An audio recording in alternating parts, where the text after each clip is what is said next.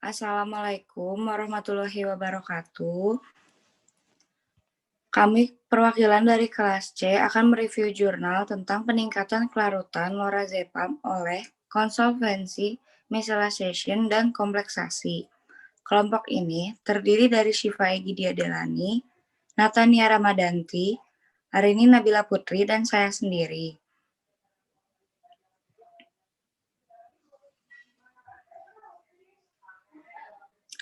Lorazepam. Lorazepam adalah zat yang hampir tidak larut air. Lorazepam memiliki sifat ansioliotik, obat penenang, hipnotis, dan antikonvulsan, serta bersifat relaksan otot. Dalam praktiknya, metode yang berbeda sering digunakan untuk meningkatkan kelarutan zat yang sedikit larut atau praktis tidak larut dalam air.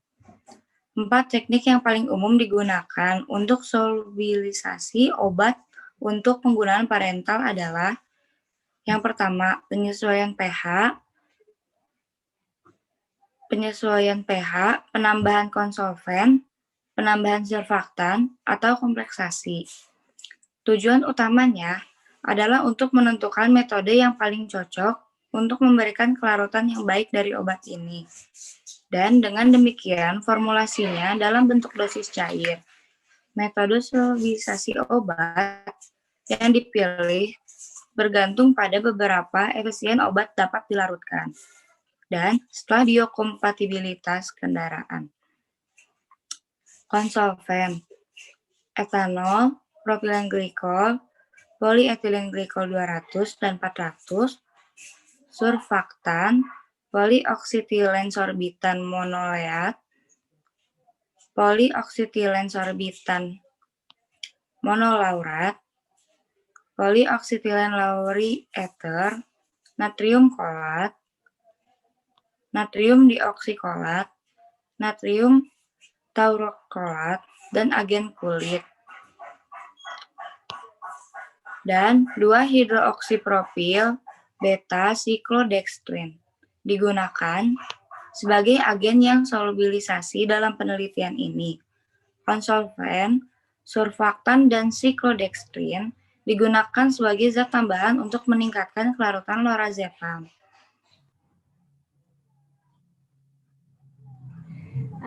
Selanjutnya, formulasi.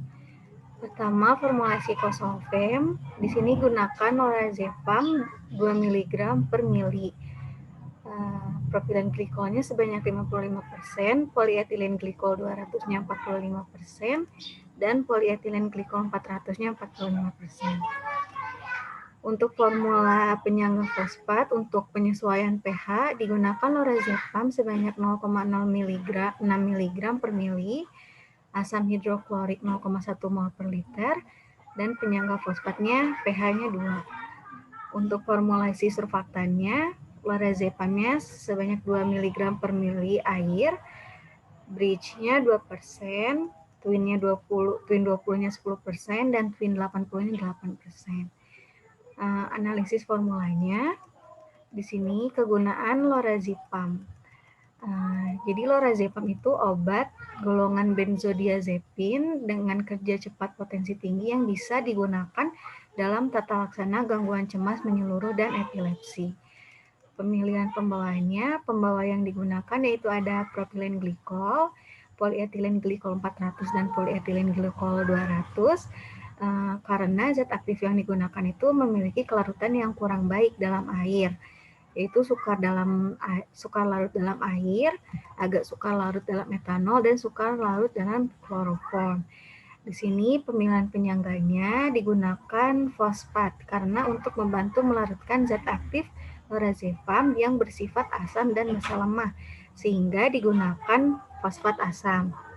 Untuk pemilihan surfaktannya, surfaktan yang digunakan yaitu ada bridge, twin 20 dan twin 80, dikarenakan si zat aktif lorazepam tidak larut dalam air, agak sukar larut dalam etanol, dan sukar larut dalam kloroform.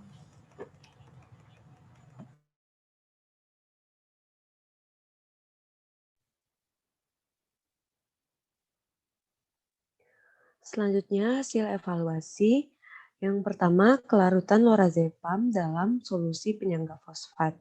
Larutan penyangga fosfat lorazepam diencerkan dengan asam hidroklorik 0,1 mol per liter karena sampel lorazepam dalam larutan penyangga fosfat buram ketika bersentuhan dengan etanol 13.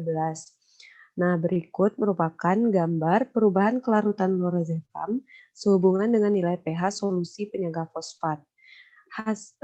Berdasarkan hasil penelitian, ditemukan bahwa kelarutan lorazepam menurun dengan pH yang meningkat. Next. Lalu yang kedua, kelarutan lorazepam dalam berbagai campuran dengan kosolven.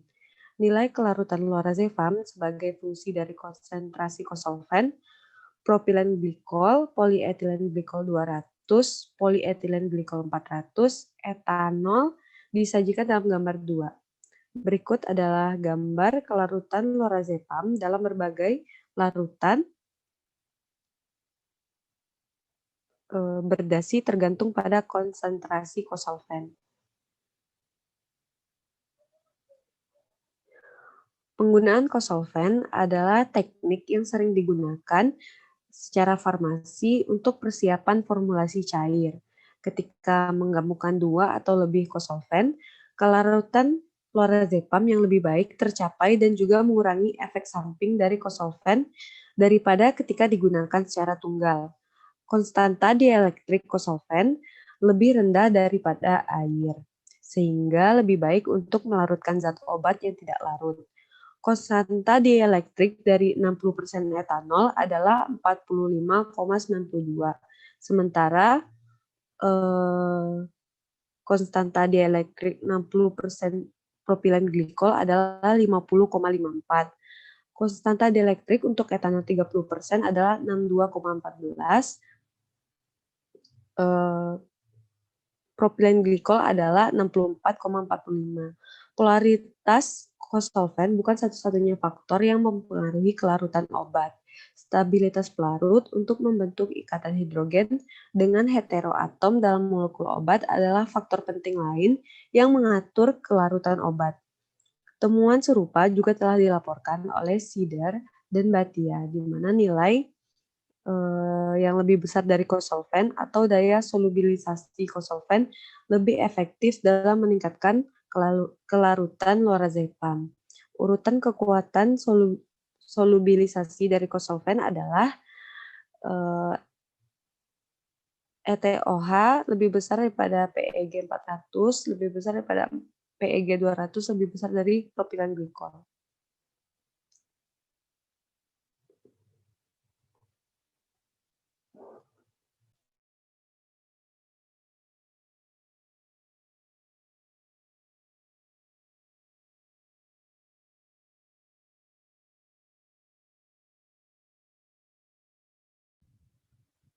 Ya, selanjutnya ada pengaruh surfaktan pada kelarutan lorazepam. Jadi, peningkatan kelarutan lorazepam yang praktis tidak larut dicapai menggunakan surfaktan anionik, yaitu natrium kolat, natrium dioksikolat, natrium taurokolat, dan juga surfaktan non-ionik seperti bridge 35, twin 20, dan twin 80. Seperti yang ditunjukkan pada gambar 3 ini, terjadi peningkatan kelarutan lorazepam terhadap garam empedu. Selanjutnya, kelarutan terbaik dicapai dengan natrium taurokol dari semua garam empedu yang diuji. Sedangkan pada uji dengan dengan surfaktan non-ionik, kelarutan terbaik lorazepam dicapai dengan bridge 35 dengan konsentrasi 3-20%.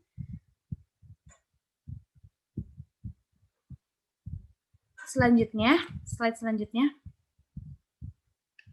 Untuk melarutkan 2 mg dalam 1 ml lorazepam dalam air, diperlukan lebih dari 15% natrium kolat, lebih dari 5% natrium dioksikolat, dan kurang dari 10% konsentrasi natrium taurokolat. Untuk membuat lorazepam dengan konsentrasi dalam bentuk cair 2 mg lorazepam per 1 ml air, kurang lebih dibutuhkan 5% twin 80, lebih dari 7% twin 20, dan kurang dari 3% bridge 35. Untuk melarutkan 4 mg per mili lorazepam dalam air, maka diperlukan lebih dari 20% natrium kolat, sekitar 15% natrium deokskolat, dan kurang dari 15% natrium urokolat. Untuk melarutkan 4 mili lorazepam per mili air, dibutuhkan 20% twin 80 dan lebih dari 15% twin 20 atau kurang dari 7% bridge 35 yang harus digunakan. Selanjutnya, berdasarkan hasil penelitian pada jurnal, dapat disimpulkan bahwa perubahan nilai pH tidak mempengaruhi kenaikan dari kelarutan lorazepam. Dari kosolven yang digunakan, peningkatan terbesar dalam larutan lorazepam adalah air yang peningkatan kelarutan lorazepam dalam air adalah dengan bantuan kosolven etanol. Dari garam empedu yang digunakan, natrium taurokolat menunjukkan kemampuan solubilisasi terbaik, sementara dari yang non-ionik, kelarutan terbaiknya dicapai dengan bridge 35. Kelarutan lorazepam dengan turunan siklodextrin, 2-hidrooksipropil, dan beta-siklodextrin lebih baik daripada siklodextrin alami. Surfaktan memiliki kemampuan tertinggi solubilisasi lorazepam dalam air. Berikut telah selesai presentasi dari kami. Mohon maaf jika banyak kekurangannya. Terima kasih. Wassalamualaikum warahmatullahi wabarakatuh.